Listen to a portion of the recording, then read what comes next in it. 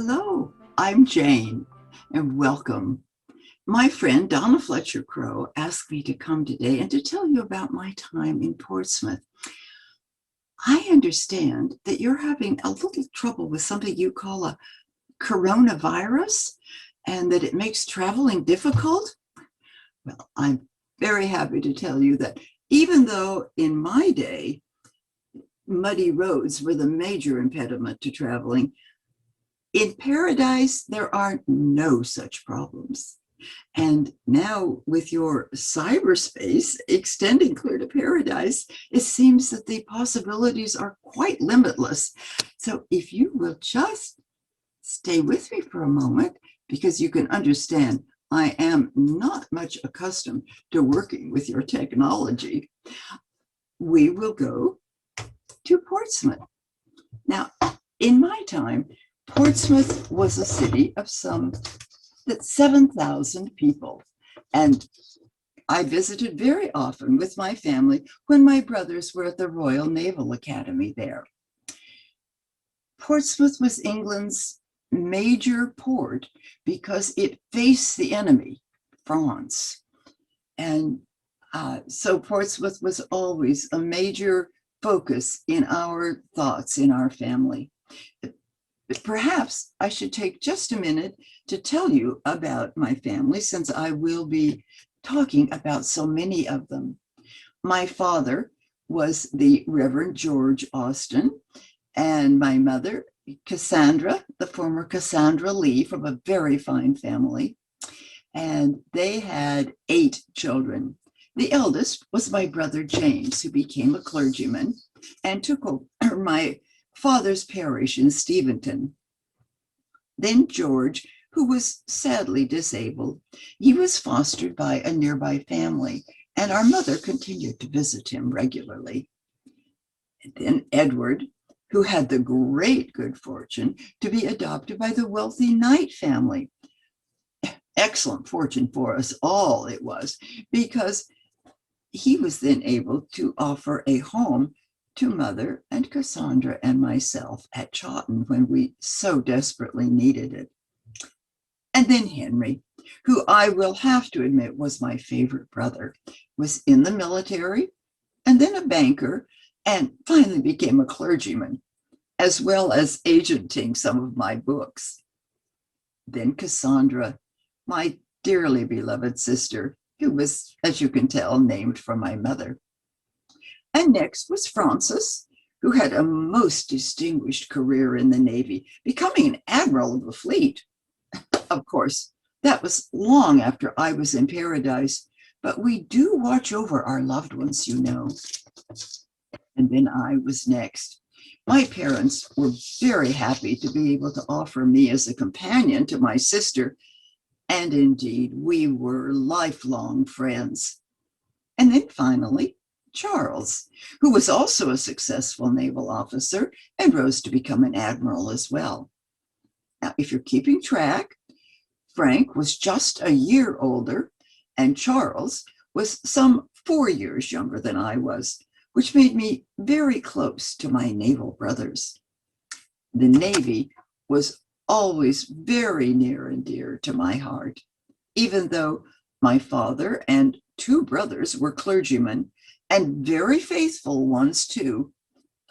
I did rather enjoy lampooning the clergy. The Navy, however, I always treated with respect. And although I did love to laugh at society's ardent enthusiasms, I could see England's great fervor for the Navy as something entirely proper, and definitely not to be laughed at. One of the very few things I didn't choose to laugh at, I must admit. But the Navy truly was the pride of England. It was our wooden wall between ourselves and France.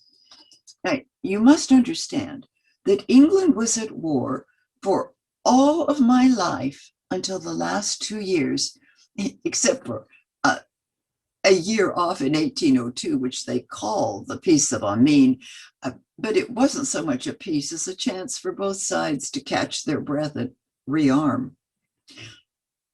France was the strongest on land, and England, the whale, was the strongest at sea.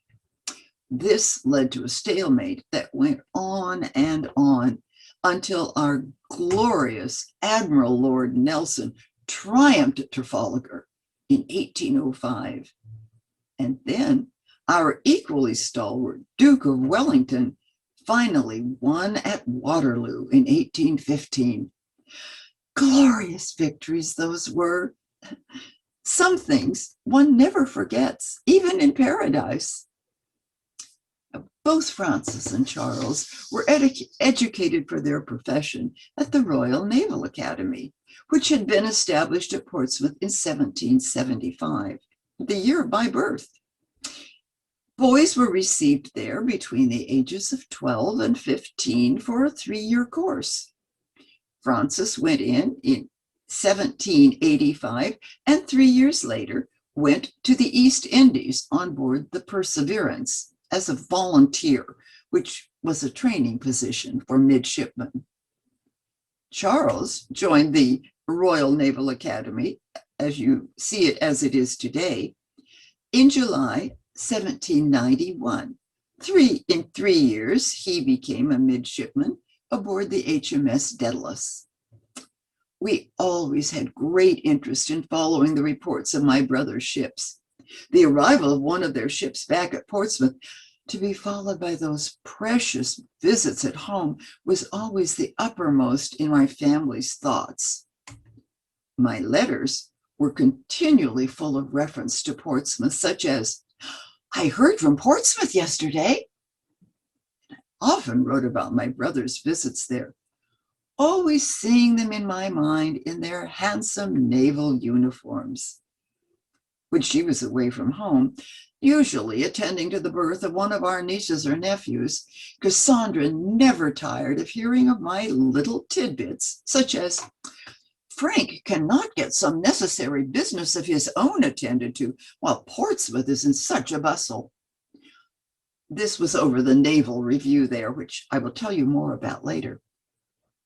Or, "Charles hoped to reach Portsmouth by Monday or Tuesday." Simple things, perhaps, but important to our family.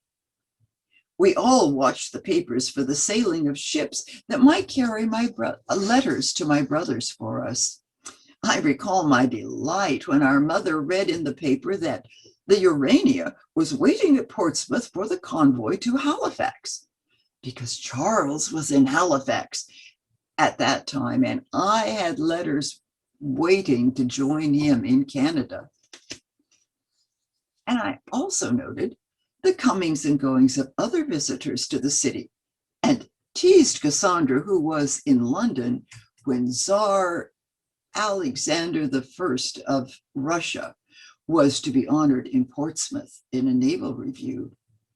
"Take care of yourself and do not be trampled to death in running after the emperor. The report in Alton yesterday was that they would certainly travel this road either to or from Portsmouth." This was a grand affair indeed for Portsmouth.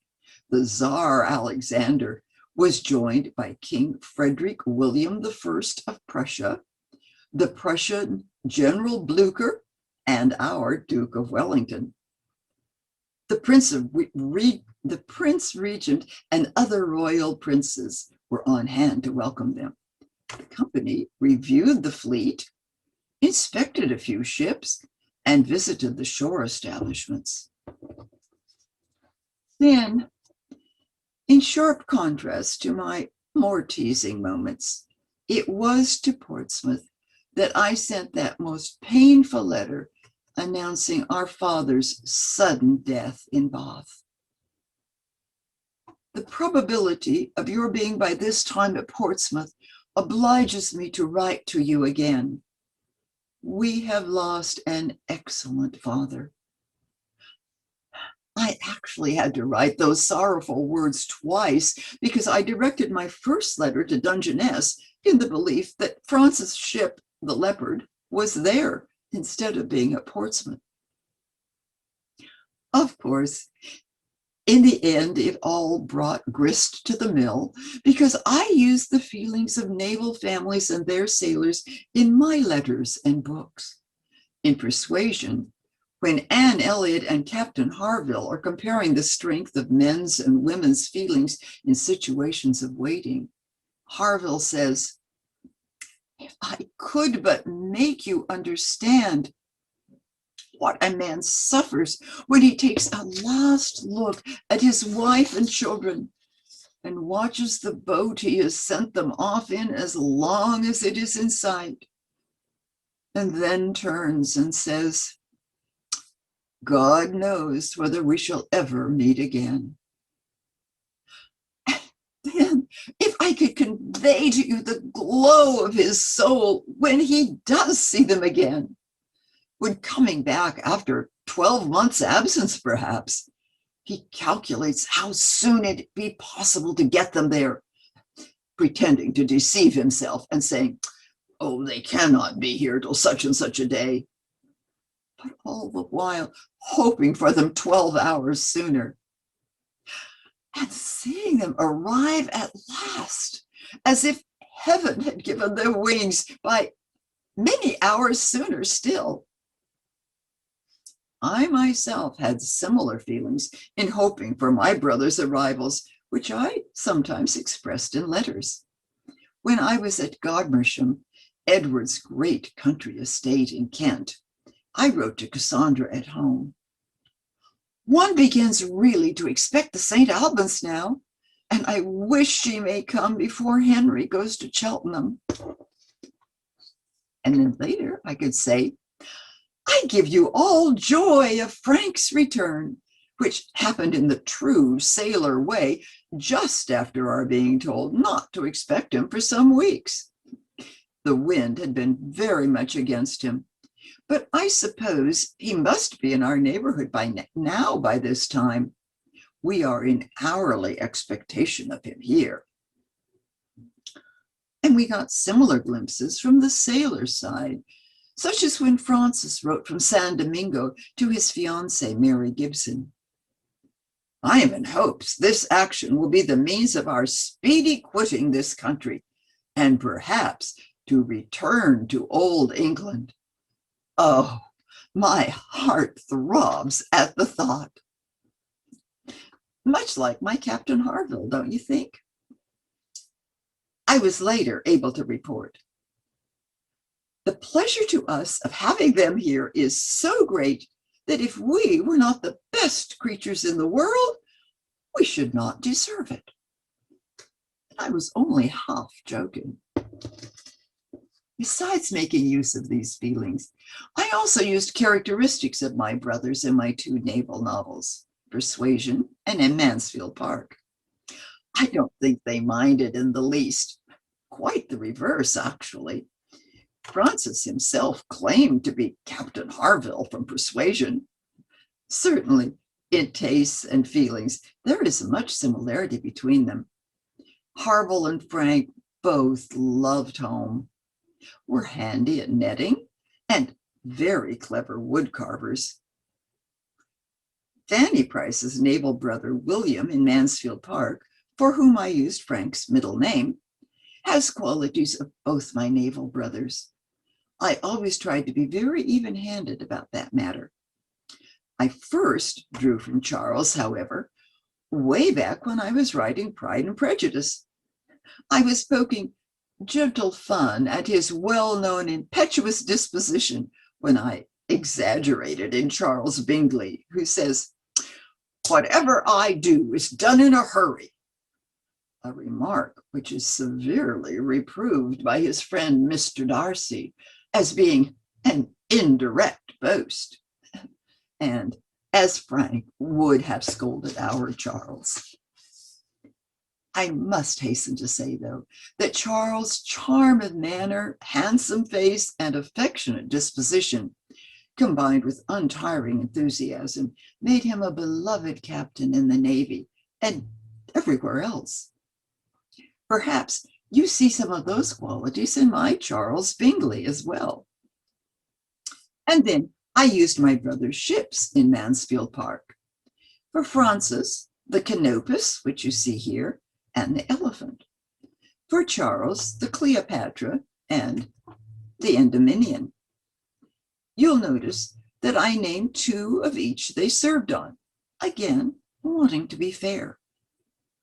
And of course, I used personal experience in drawing Fanny's prized possession, the very pretty amber cross which her brother William had brought her from Sicily. We were terribly proud of Lieutenant Charles Austen when he especially distinguished himself in 1801 with the capture of the freebooter Scipio. The encounter took place in a violent gale, but in spite of the wind and weather, he put off in a boat with only 4 men and boarded the vessel which had just surrendered. Scipio was a fine craft of 18 guns, manned by 140 men. Charles showed his valor and was particularly lucky in his share of the prize money. Always generous, Charles shared his good fortune with his family. I wrote to Cassandra about how generously he spent it. Charles has received £30 for his share of the privateer and expects £10 more. But of what avail is it to take prizes if he lays out the produce in presents for his sister? He has been buying gold chains and topaz crosses for us. He must be well scolded. I shall write again by this post to thank and reproach him. We shall be unbearably fine. Since I myself knew well from experience the sensation of thinking twice every day of a letter from Portsmouth, I assigned this degree of happiness to Fanny Price when she receives a letter from her brother William. She had a letter from him herself, a few hurried, happy lines written as the ship came up channel and sent into Portsmouth with the first boat that left the Antwerp at anchor in Spithead. But oh, the joy! It was not merely a letter. It was a letter announcing the imminent arrival of William at Mansfield Park. William planned to spend his brief period of shore leave with his sister. This dear William would soon be amongst them. Fanny watched in the hall, in the lobby, on the stairs for the first sound of the carriage, which was to bring her a brother. It was long before Fanny could recover from the agitating happiness of such an hour. William visited Fanny at Mansfield Park, the grand home into which she had been fostered. And there, my reader can get an idea of the delight such visits caused our family at Steventon. The return on leave for a few weeks or a few months of one of our sailor brothers, and all the walks and talks which filled up the pleasant days. I wrote, on the morrow, they were walking about together with true enjoyment, and every succeeding morrow renewed the tete-a-tete. Fanny had never known so much felicity in her life as this unchecked, equal, fearless intercourse with the brother and friend who was opening all his heart to her, telling her all his hopes and fears, plans and solicitudes, respecting that long thought of, dearly earned and justly valued blessing of promotion. The topic of promotion first came up in regard to the assembly which was being held at the Crown Inn of that time. Now, Donna especially asked me to tell you that our friend Anthony Edmonds, who lives in Portsmouth and wrote the book Jane Austen's Worthing, the Real Sanditon, undertook a great deal of super sleuthing to identify the Portsmouth assemblies as having been held at the Crown Inn of my day. The assemblies were held fortnightly in the winter and by moonlight in the summer. It was nicknamed the Naval Inn because it was so popular with naval officers. And it even had a garden.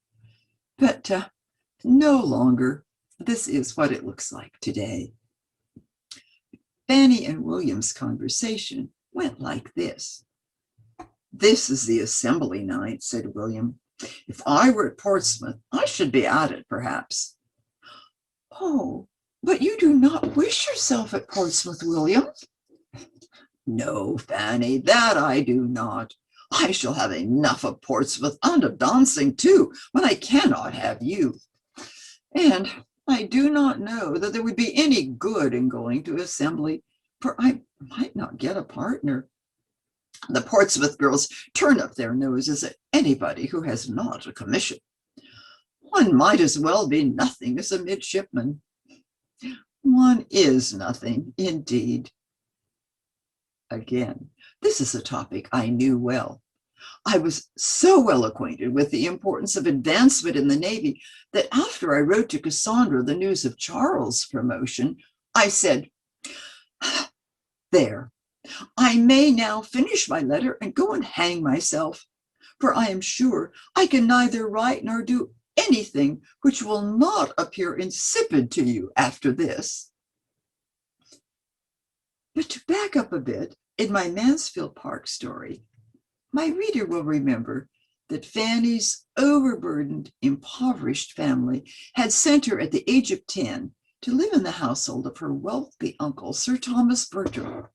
8 years later, Fanny is 18 and resisting the advances of the seemingly eligible Henry Crawford. So her uncle Bertram uses the occasion of William's visit to send Fanny back home to Portsmouth for an extended visit with her careless parents and numerous rowdy siblings. Sir Thomas considered it a medicinal project upon his niece's understanding. Her father's house would, in all probability, teach her the value of a good income, and he trusted that she would be the wiser and happier woman all her life for the experiment he had devised. Now, here is where I could really make use of my acquaintance with Portsmouth. I begin with Fanny's arrival in Portsmouth. They passed the drawbridge and entered the town. They were rattled into a narrow street leading from the high street and drawn up before the door of a small house now inhabited by Mr. Price.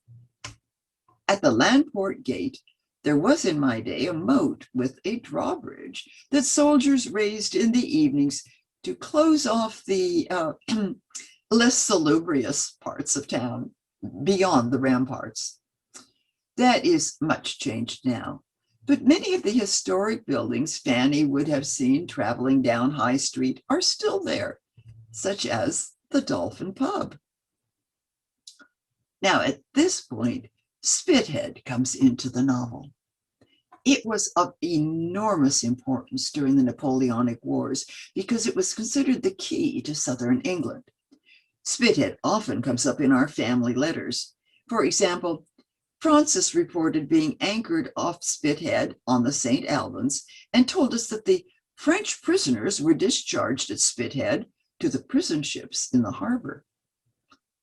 In Mansfield Park, the event of William's ship moving from the dockyard out to Spithead, where the ships waited their orders to sail, provided me with a wonderful opportunity for a bit of fun.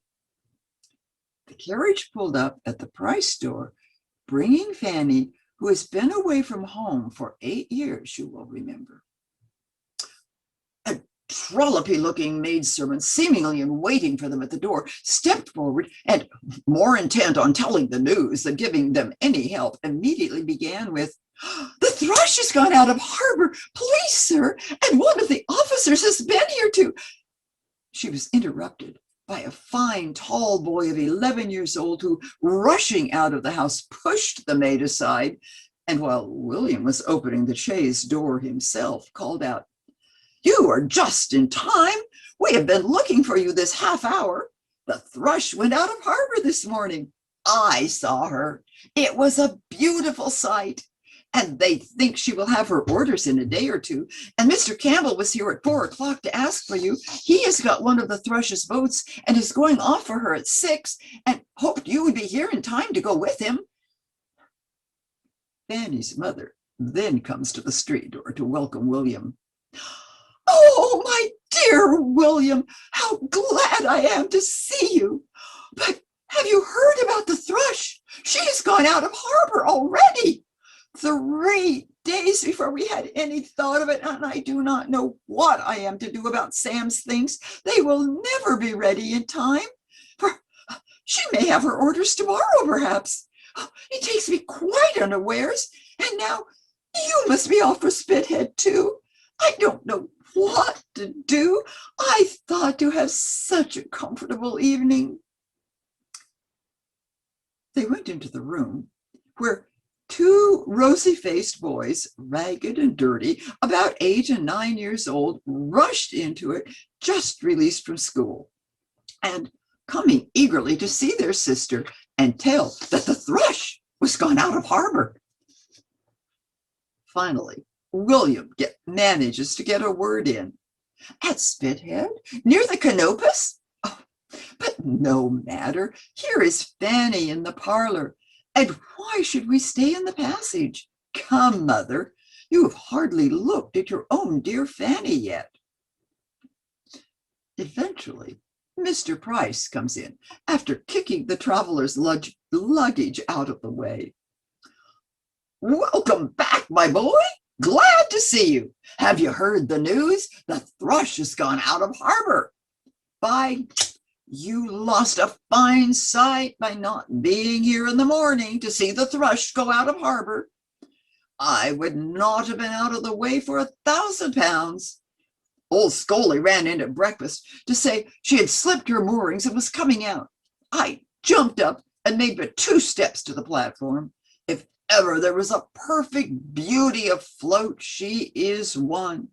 And there she lays at Spithead, and anybody in England would take her for 8 and 20.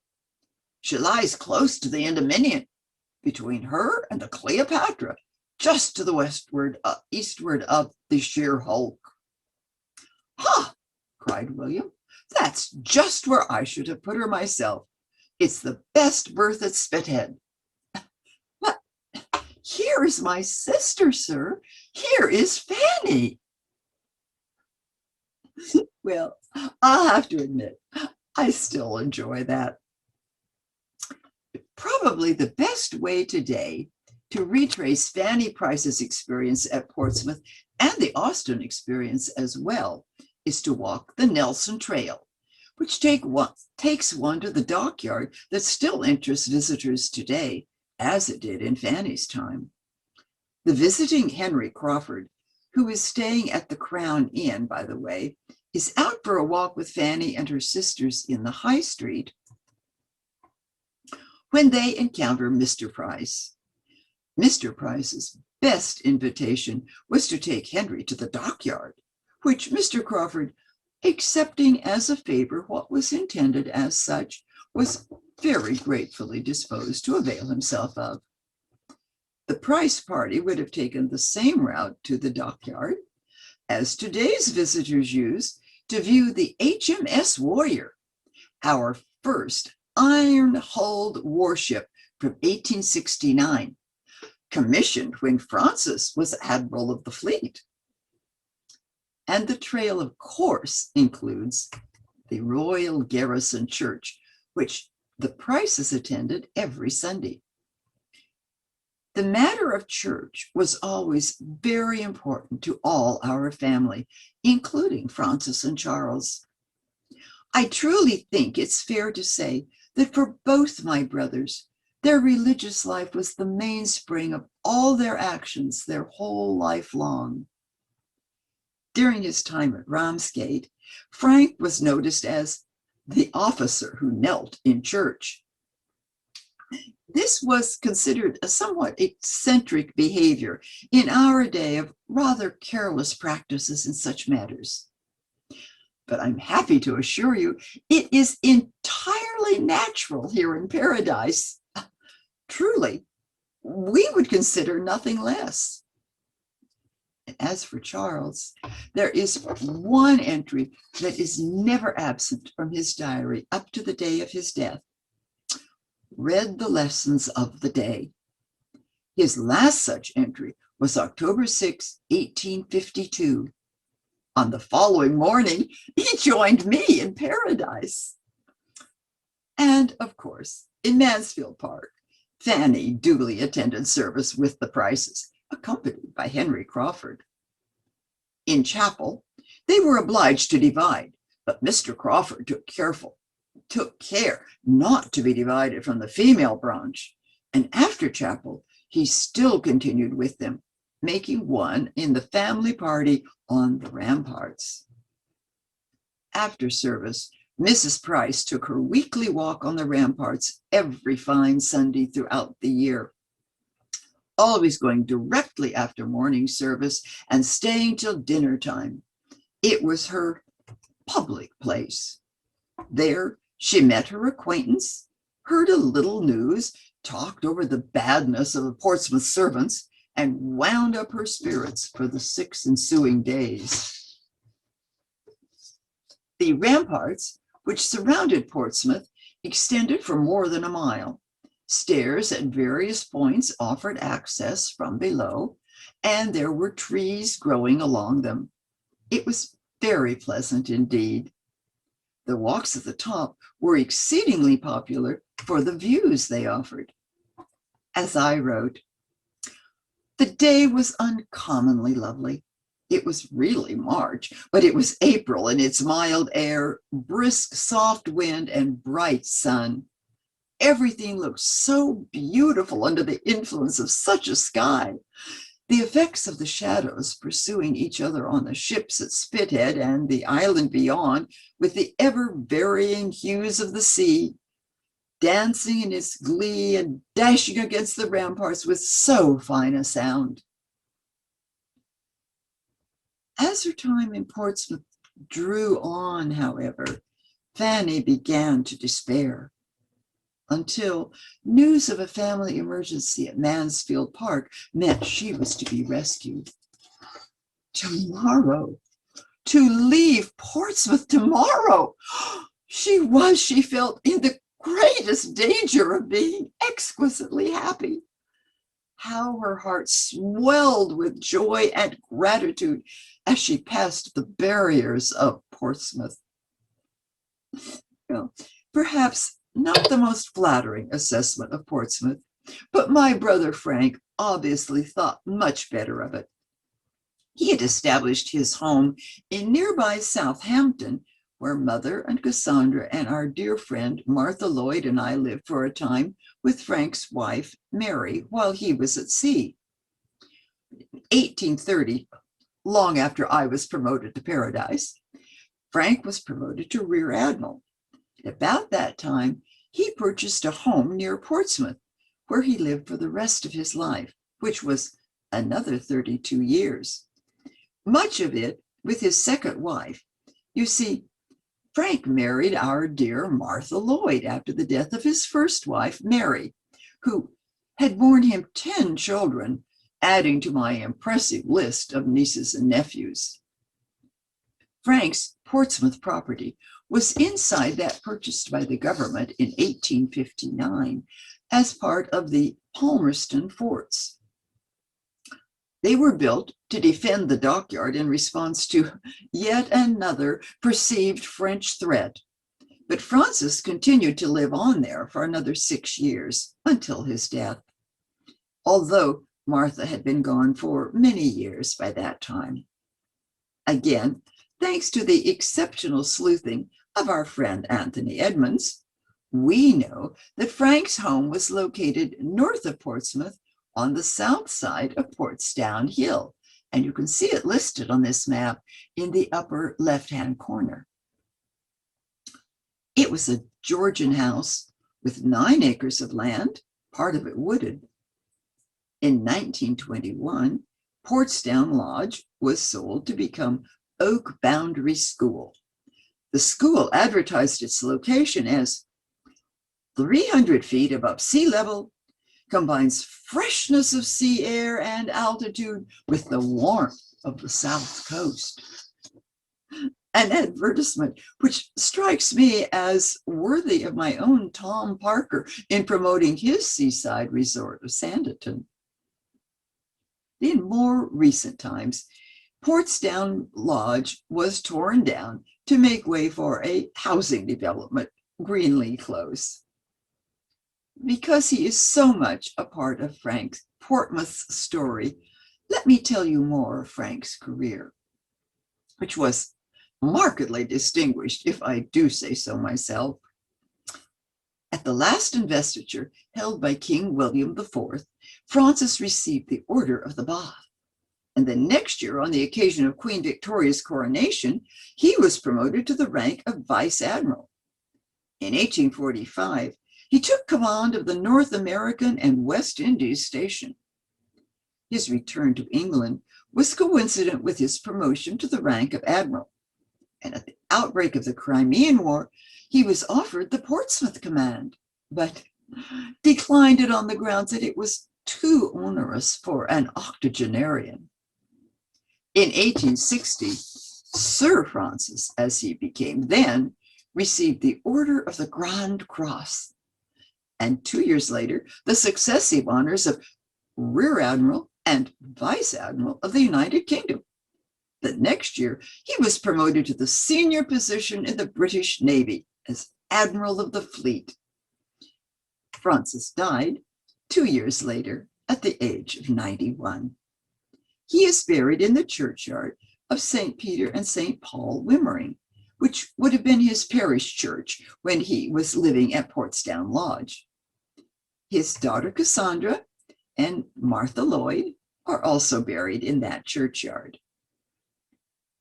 And Charles was successful too, although perhaps to a somewhat lesser degree. He spent 5 years serving on the North American station before his promotion to captain. At the end of the war with France, he turned his attention to suppressing piracy.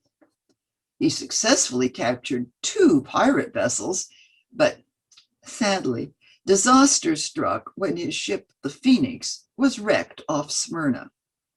This was due to the ignorance of her pilots, not Charles's fault, but he was essentially grounded for several years after that. Finally, 10 years later, he was sent to Jamaica as second in command.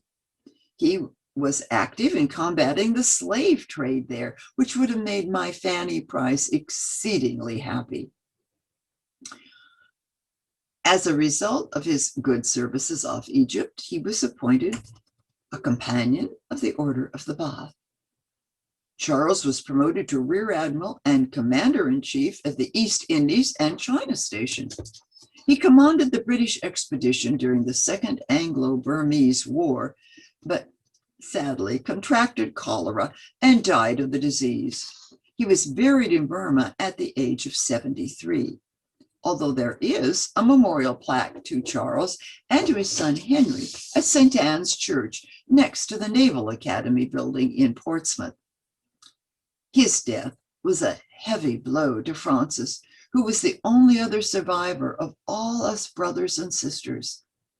I, of course, had been the first, as I was ushered into paradise, as your poet Rudyard Kipling so aptly put it, in 1817, at the age of 41, exceedingly young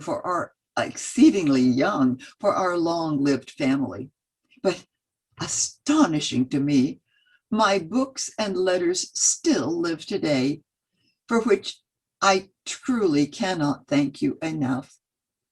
And thank you for joining me. I have found recalling those long ago happy days to be great fun, as one's earthly memories do tend to fade rather in the joys of paradise. But before I go, Donna asked me to invite you to visit her website so you can see photos of her research trips, visit her garden, and find all of her books. I don't quite know how such things are done, but she said that if I tell you to go to donnafletchercrow.com, you'll know what to do. I must say that I quite enjoyed the 2 books she wrote about my homes and the places I loved in London. They are called literary suspense novels, set in your time, so I was able to learn about those places today. I was amazed that so many of them are still there, and astonishingly, people actually visit them just because my family and I were there. Imagine that. A Jane Austen encounter mentions Portsmouth and goes to our family's homes in Steventon, Bath, Godmersham, and our dear cottage in Chawton, where I spent so much time writing. Ah, those were happy days indeed. And a most singular venture all takes place in London. And I'm so happy to know that my brother Henry's homes are all still there, if sadly changed. But I must tell you that I had absolutely none of the trouble with murders and dead bodies that her Elizabeth and Richard have, in spite of Richard's rather unique theory that Frank Churchill actually murdered his adoptive mother, Mrs. Churchill. As I seem to have said somewhere else, let other pens dwell on guilt and misery. I quit such odious subjects as soon as I can. And thank you again for coming. This has been a great time for me to revisit those days, and I do appreciate you joining me.